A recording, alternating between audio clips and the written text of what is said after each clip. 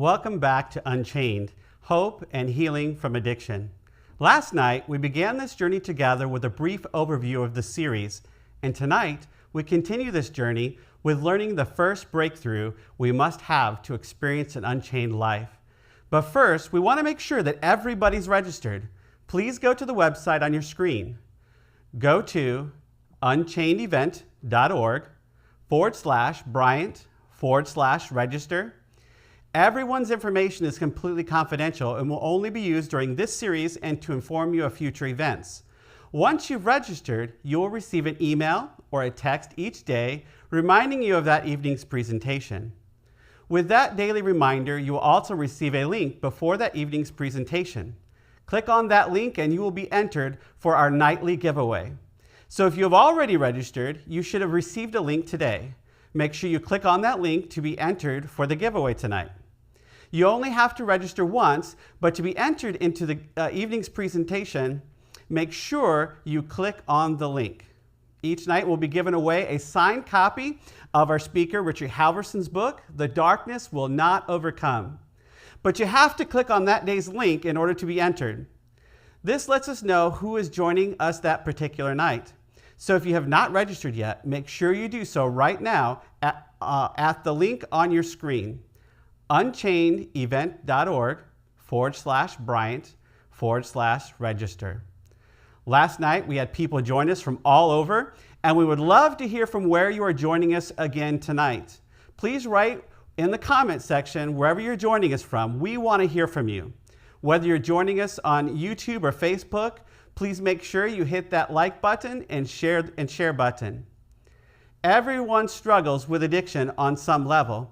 And we all know someone who either struggles with addiction or we know someone who struggles with addiction. So please help us get the message out. Today I have with me here Hillary Campbell, and she has a story to share with you of being set free from addiction. And I'm really excited to have you here, Hillary, as we talk about your story. Tell us a little bit of something about you, maybe before your addiction. Just help us get to know you a little bit. I'm Hillary. I'll be 32 this Sunday. Before my addiction, I was, just a normal kid. I had a normal life, had a great life. My mom was wonderful. It was just really normal.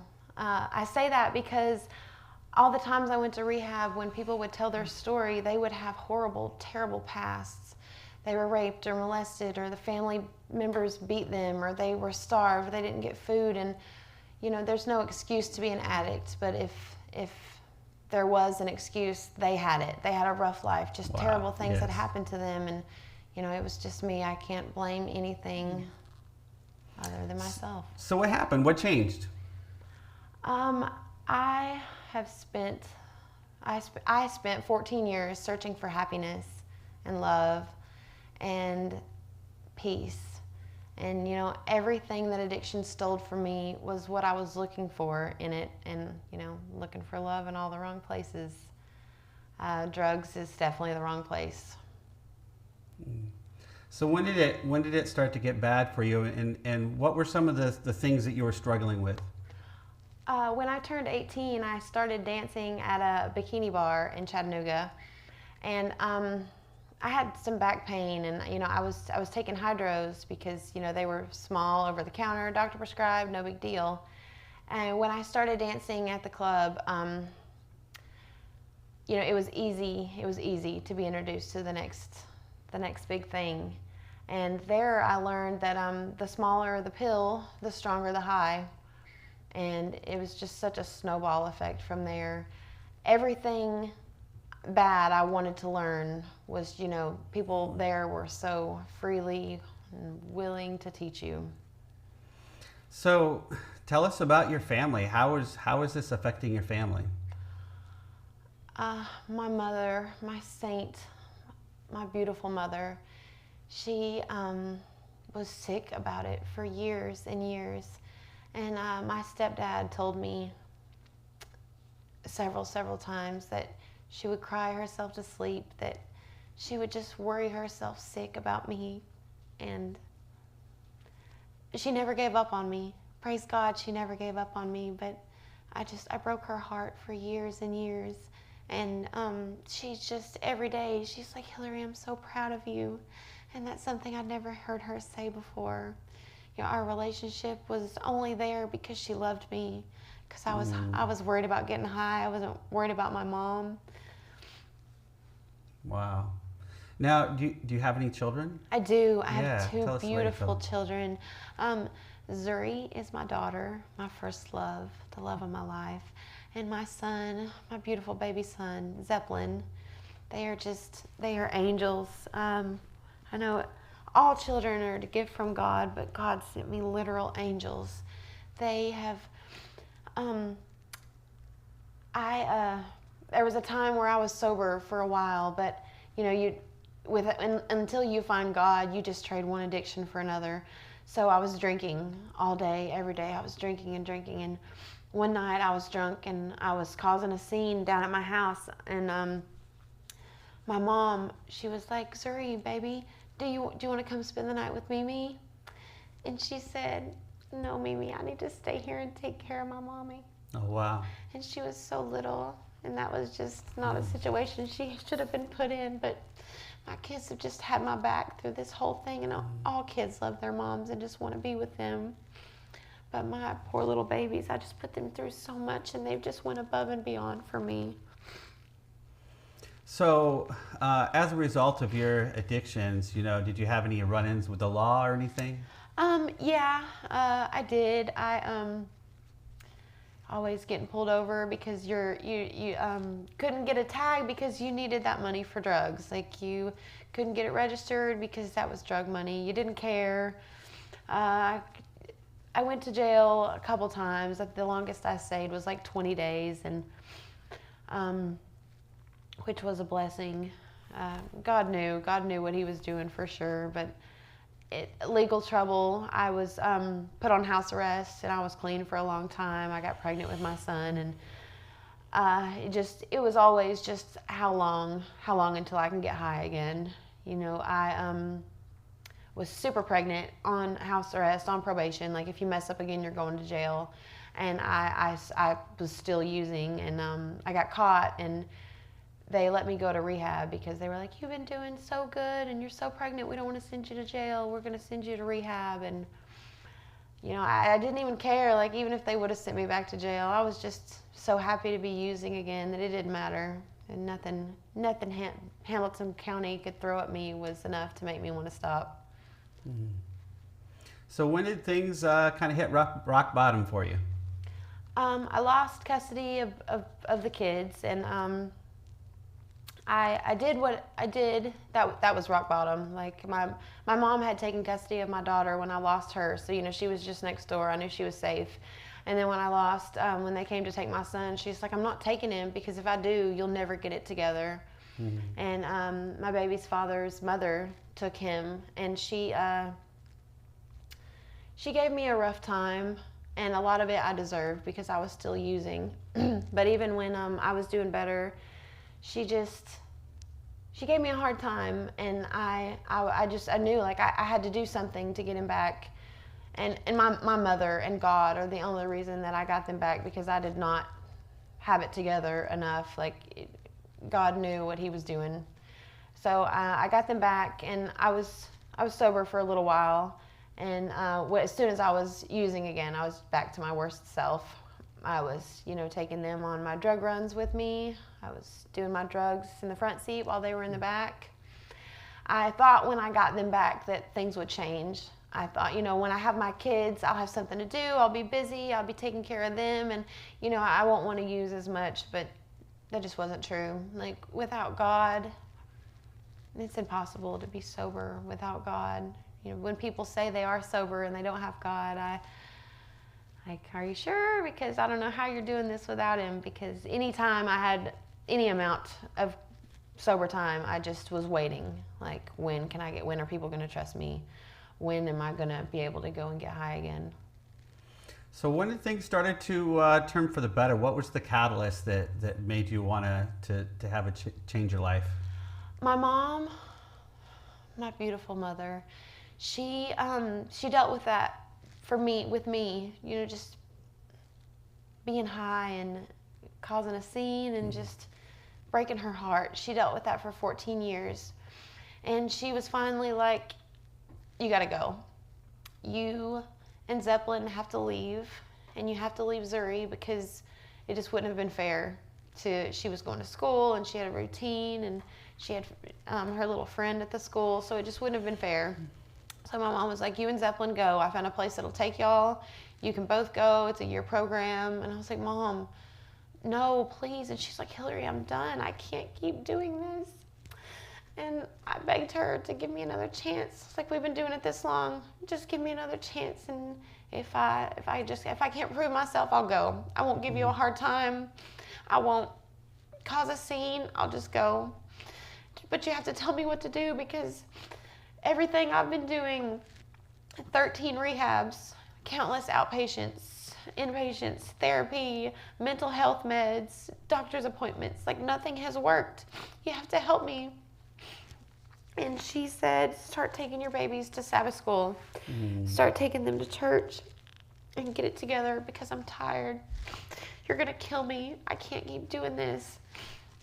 So I started taking them to church. I'd walk them in to Sabbath school. I'd go back out to my car. Sometimes I'd meet the dope man down the road. I'd sit in the church parking lot and smoke my fentanyl off of tinfoil while my babies, my beautiful babies, were inside learning about Jesus. And I had stopped using, and I was still taking them, and I was just a mess. I was a wreck. Like, I didn't know what to do. I didn't want to leave. I didn't want to get high anymore, but I couldn't stop getting high, and I was just miserable with myself. So I walked the babies in one morning, and I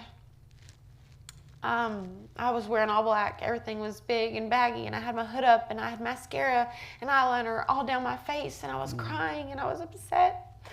And a beautiful lady at church was like, won't you stay? She's like, I know you go and sit in the car every week when you come. She's like, come in and stay. Just, you don't have to speak. No one will speak to you. No one will ask you any questions. Just stay. And I did. And that that pushed the door open enough for God to just, be like, look, I can help you.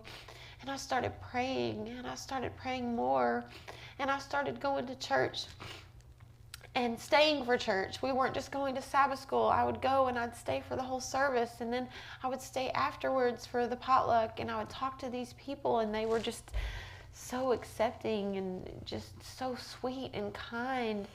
And I finally I cried out to God. I was like, thank you, Jesus, for removing my addiction from me, because I had been asking him for so long to free me of it.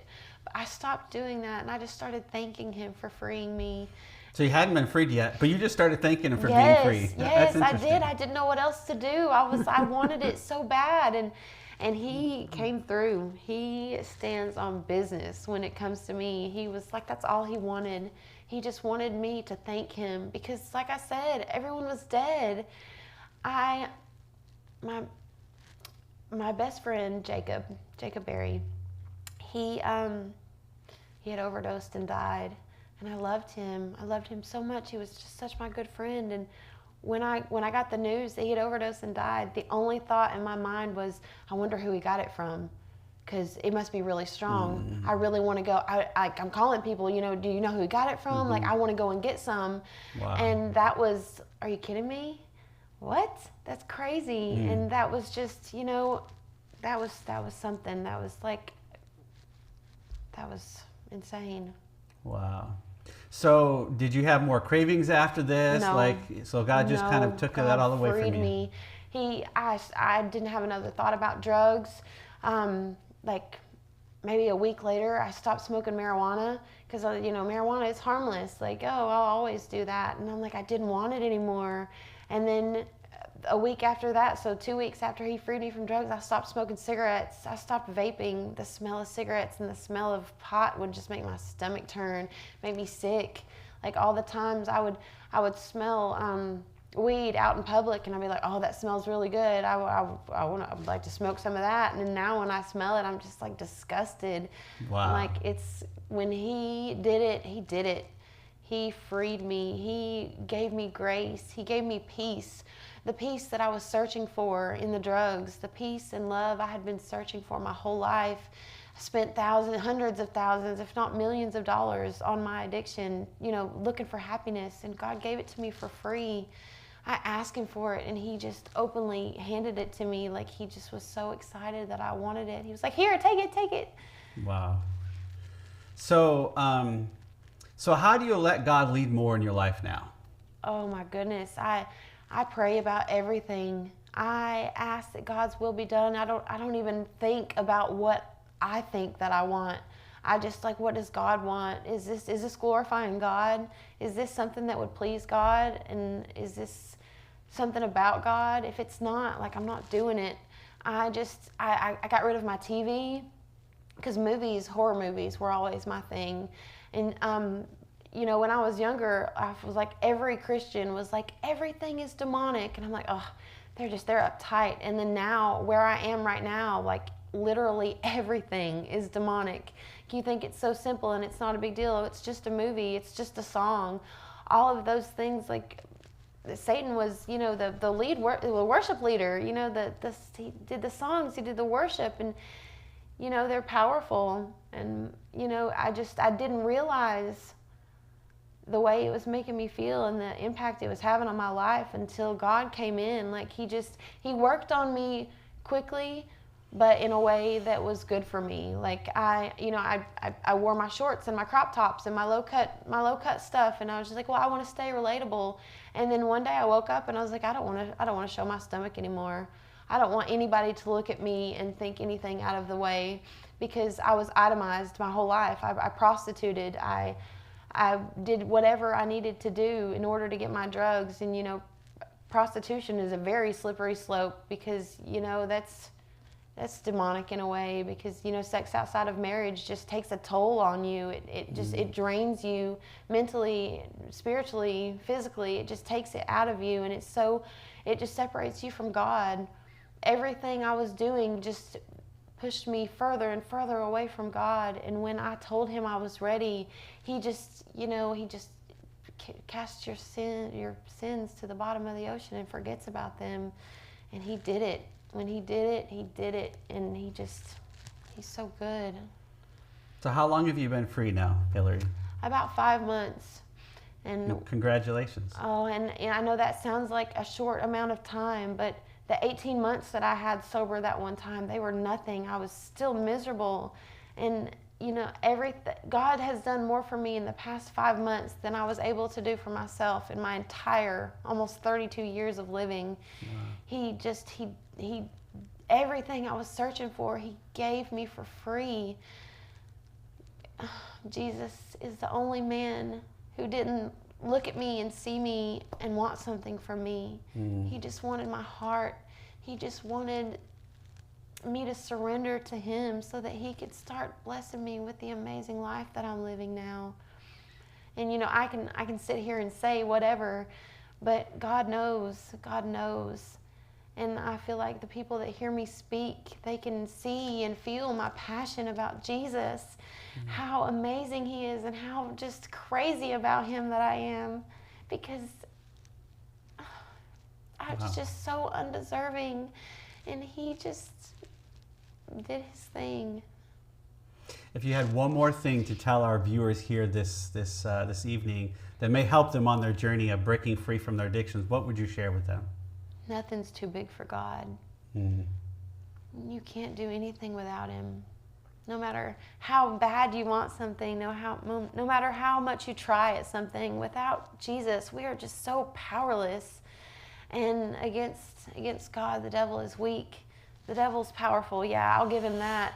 But only when you're willing to, when you're there, absorbing what he's saying. As soon as I let God in, I just see how weak the devil is. Thank you so much for being with us here, Hillary, and sharing your story. And we would like to give our audience an opportunity to ask her some questions. In a minute here, we will be going into Richie's message. But if you have any questions that you would like to ask her for her story, just go ahead and put them in the comments line. And at the end of Richie's message, we'll take some time and we'll answer those questions. At this time, Richie Halversen is going to share us the first breakthrough we need to begin living an unchained life. We need a breakthrough that denial and to get honest.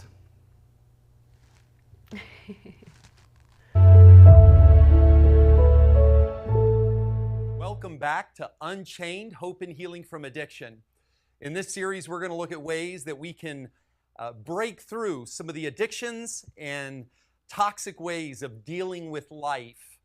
It doesn't matter if it's a big addiction or a small addiction, whatever it is, you can find a freer, better way to live life. And so that's what this series is all about.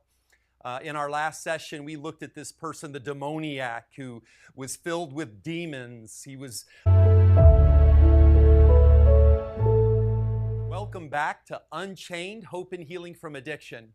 In this series, we're going to look at ways that we can break through some of the addictions and toxic ways of dealing with life.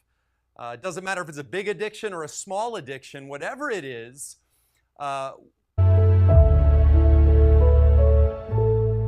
welcome back to Unchained, Hope and Healing from Addiction.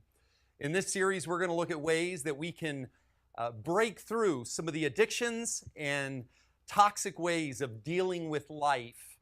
It doesn't matter if it's a big addiction or a small addiction, whatever it is, you can find a freer, better way to live life. And so that's what this series is all about.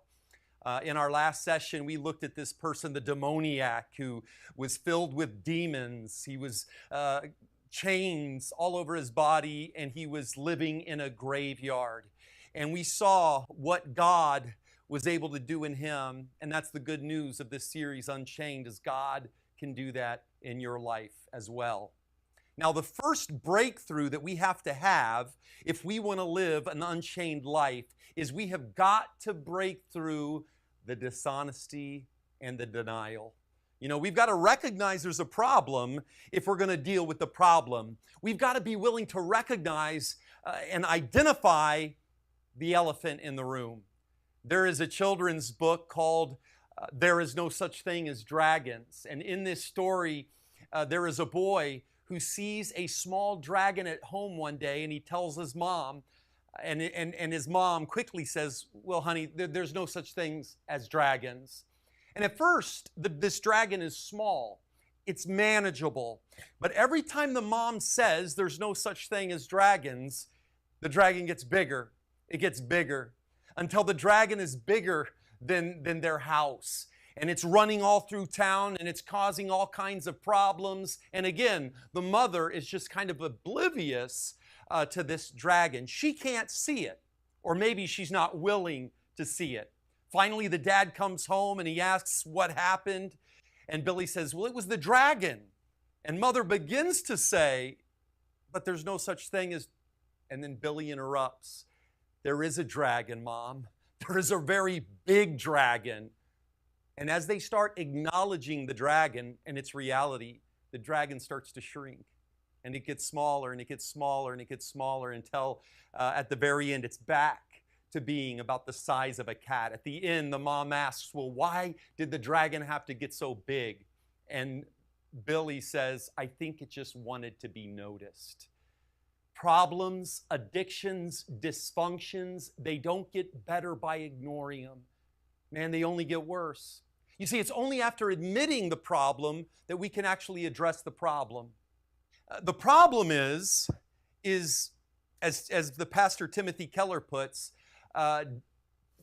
our lives run on denial like cars run on gasoline. You see, we just are constantly filled with denial about everything. Everyone is. It's always easier to see someone else's problem than to deal with our own problem. It's always easier to see someone else's insanity than our own insanity. But this is the thing. An upper-class, pill-popping, doctor-hopping addict is no less insane than the homeless person shooting up dope under the bridge. In fact, I would suggest the person under the bridge is less insane because at least they know that they've got a problem. We've got to get honest. A lot of people watching and a lot of people in the world, maybe you haven't gotten honest with the reality that you have a problem, that there's something in your life that is holding you back. In John's gospel, we have two people who've got to get honest if they're going to get any better. And what I love about this story is these are two totally different people. All right, in John 3, we have our first character. It says there was a man of the Pharisees named Nicodemus, a ruler of the Jews. This man came to Jesus by night. And then in John 4, the next chapter, we have our second character. It was about the 6th hour, a woman of Samaria came to draw water. And so Nicodemus goes to Jesus at night. The Samaritan woman goes to the well when no one is supposed to be there. Man, it is amazing the things we try to do to hide from each other. You see, Nicodemus and the Samaritan woman are as different from each other as you can get, or so it seems. One's a Jew, one's a Samaritan, and they didn't like each other. One's a male, one's a female. One is very famous, he's a ruler of the synagogue, and the other one, the Bible doesn't even record her name. And yet I find it really cool that for both these people and their problems, the solution is exactly the same. John 3:5, Jesus tells Nicodemus, "Truly, truly, I say to you, unless one is born of water and the Spirit, he cannot enter into the kingdom of God." And then to the woman at the well, Jesus says, "If you knew the gift of God and who it is that is saying to you, 'Give me a drink,' you would have asked him and he would have given you living water." Man, God wants to give you something that really works. Because often the wells we go to in life doesn't work. Or it doesn't work for long. You know, the drugs work for a little bit, but it doesn't last. You know, popularity works for a little while, but I promise before long you're going to be thirsty again. The pats on the back work for a little while, they feel good, but you're going to be thirsty again. Look, the drugs work at first, but you're going to get thirsty again. Religion without a relationship, right? Just living a religious life, that works for a little while, but you never quite feel good enough or like you've done quite enough. You're going to be thirsty again. So check this out. Nicodemus goes to Jesus in the middle of the night, right? Why? Well, because he's got a reputation. He's hiding. The Samaritan woman goes to the well at noontime, which was the hottest time of the day, and no one went to the well at that time because, you see, she's also hiding. And interestingly, she's not hiding to keep her reputation. She's hiding because of her reputation. But you know what I love about this story? Is Jesus is already waiting for her at the well. Before she shows up, Jesus is already there. You need to know that God has a solution for you before you even realize it. Before you had a problem, God had a solution. He's already there. Jesus is already with you right now. You may not always feel it, but he's with you. When Jesus asks the Samaritan woman for a drink, it's important to know that when God asks a question, you know, he has all the cards, right? So he's not asking the question for information. When God asks a question, they're always rhetorical, okay? When Jesus asks the question, he's trying to drive home a spiritual point. He doesn't really want a drink. Jesus asks for a drink in order to give the woman a drink. Jesus, whenever he asks for something from us, it's always so he can give us something better. So if he asks for you to surrender the toxic relationship, it's so that he can give you a healthy, better relationship. I know you think that you don't deserve better, but you do. If he asks you to surrender your old life, it's so he can give you a new life. If he asks you for your chains, it's so that he can give you his freedom. Now, when you study this phrase, living water, that was used by people in this time and place for what we would call running water, all right? So living water was basically running water. It was fresh water that came from a stream and not from a well. So living water was believed to come directly from God. It was believed to be supernatural. Friends, only God can give you the water that really satisfies. And so the Samaritan woman asks him, how is it that you, a Jew, ask for a drink from me, a woman of Samaria? And the woman said to him, Sir, I perceive that you are a prophet. Our fathers worshiped on this mountain. You see, she's trying to change the subject. She's dancing around the issue. She doesn't really want to get honest about what's going on in her life. And really, when you look at Nicodemus, he does the exact same thing. Rabbi, we know that you are a teacher come from God, for no one can do these signs that you do unless God is with him. And then he says in John 3:4, how can someone be born when they are old? The Samaritan woman says, you don't have a rope or a bucket to draw up any water. They keep throwing up objections to Jesus instead of really answering his question, really dealing with the issue. The woman says, I don't have a bucket, and this well is very deep. The well isn't deep. Her denial and dishonesty is deep. You see, neither Nicodemus or the Samaritan woman are wanting to be totally honest with Jesus. They're not really wanting to get real with him. But friends, honesty is the place where victory begins. In recovery, if you say something in meetings, and this is something that I had to get used to at first, but addiction has a way of bringing you to your knees. And I remember the first time I went to a meeting, and whenever someone speaks or says something, they always preface it with, my name is so-and-so and I am an addict. My name is so-and-so and I am an addict. And this is to do something extremely important, and that is to get honest about the reality that I'm an addict. You know, to tell on my addiction. Freedom comes when we get honest. My name is Richie. I'm an addict. I've got a problem. It's freeing. It's liberating. That's where the solution can begin. Right now, each one of us needs to get real. And maybe you're not an addict, but you need to say, hey, my name is so-and-so, and I'm messed up. Man, I have a spending problem. I've got a judgmental problem. I've got a control problem. I've got an anger problem. I need help. And the moment we can admit our problem, man, healing starts happening. And so Jesus is dealing with this with Nicodemus and this woman at the well. Jesus says in John 4:14, the water that I will give them will become in them a spring of living water welling up for eternal life. You haven't experienced life until you've experienced my life. And notice when Jesus says that, the woman says, Sir, give me this water that I may not thirst nor come here to draw. She wants living water now. But of course, Jesus really isn't talking about water. And so what does he do? He brings her to that point, and now it's up to her. She's got to be willing to get honest. You want living water? Then you've got to get real about where you have been going to for fulfillment. You have to get honest that what you've been going to hasn't been working. You've got to be real that what you've been doing doesn't work.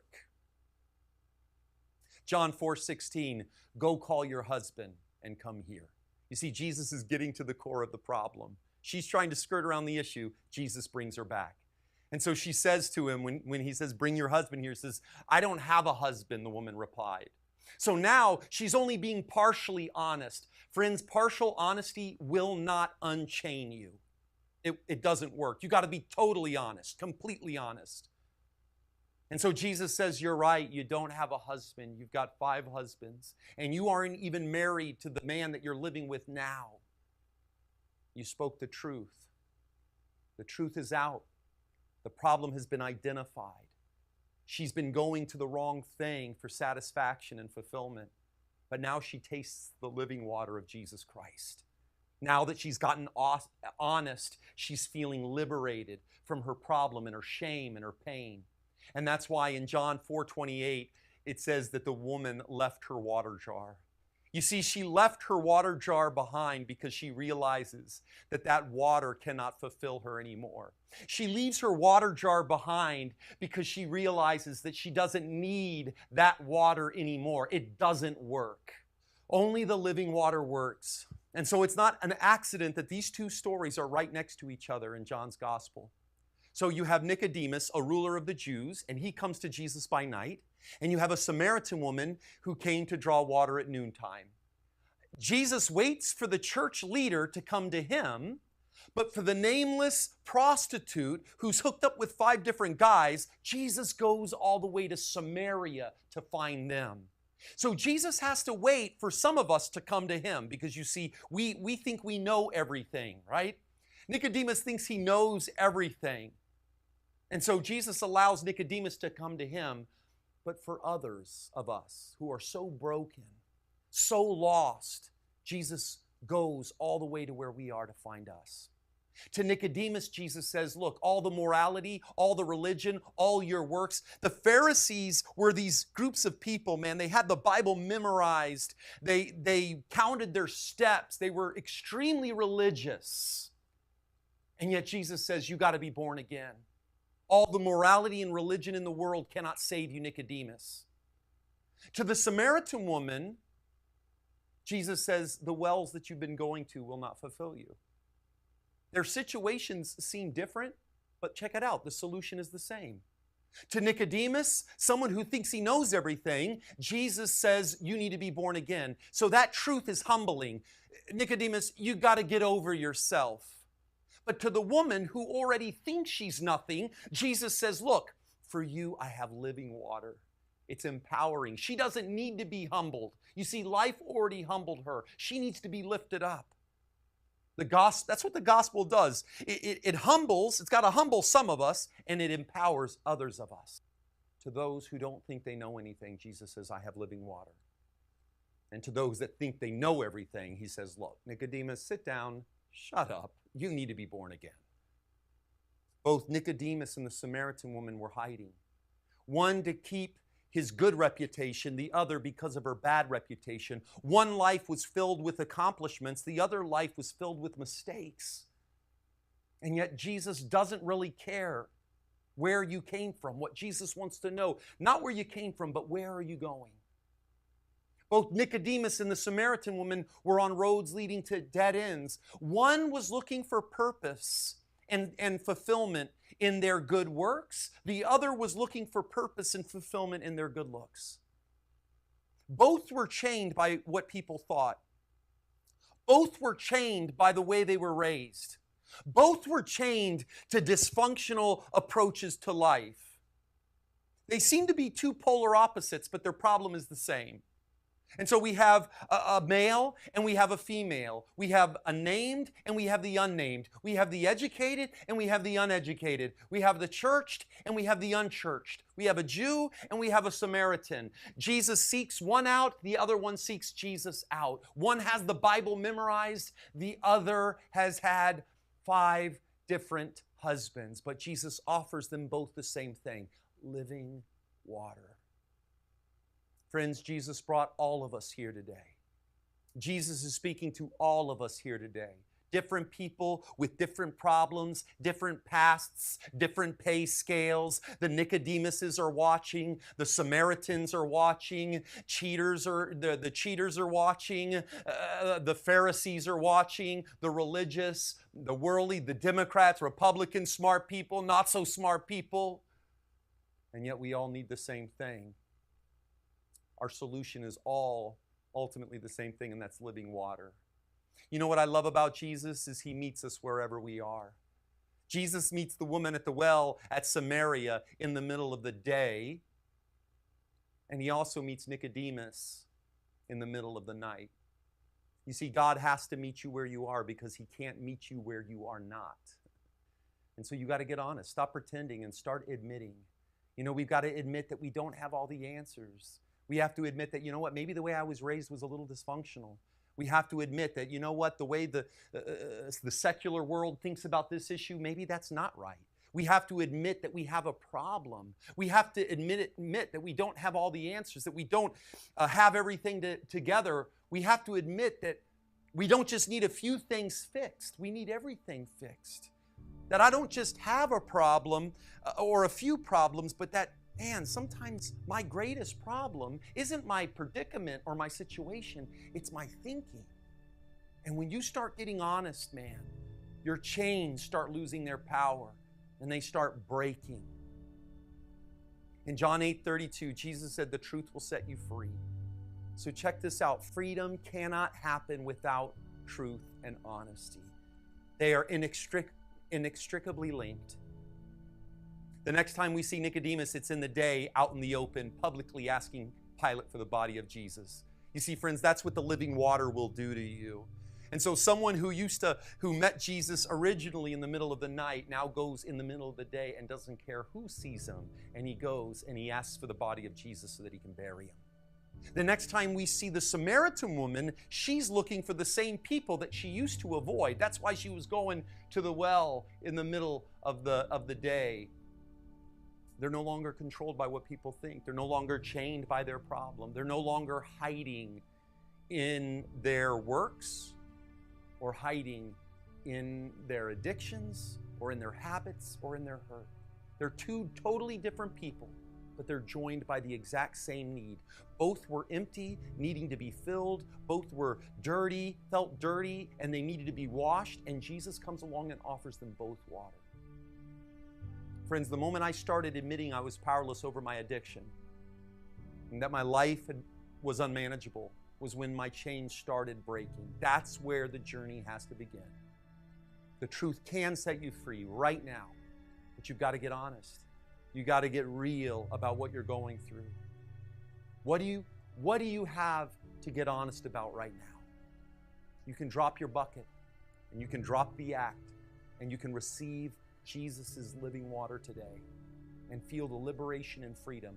Jesus already knows exactly where you are. Get honest with him. He already knows the truth about you. And so you can get honest with yourself and experience that chain of denial and dishonesty break free.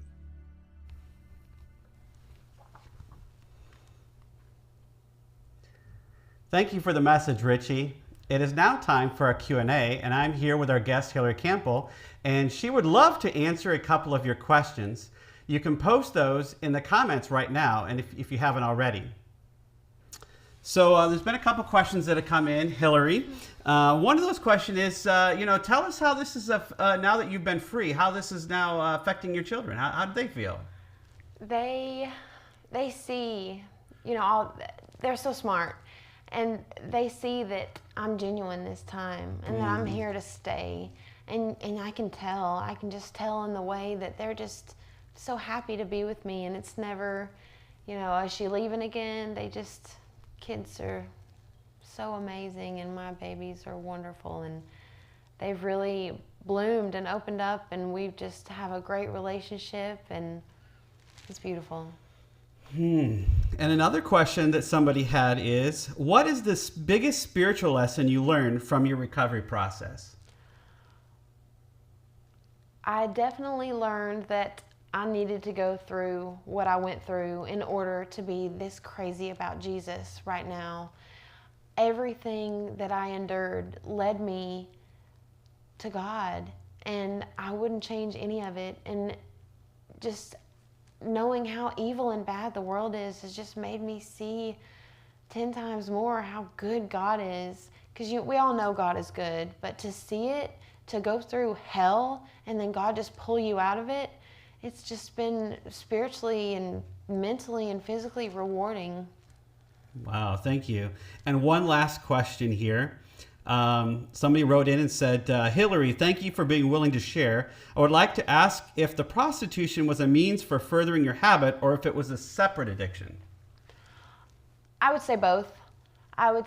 Because I was looking for love, and someone coming by to give you hundreds and hundreds of dollars just for 15, 30 minutes with you is, I felt wanted.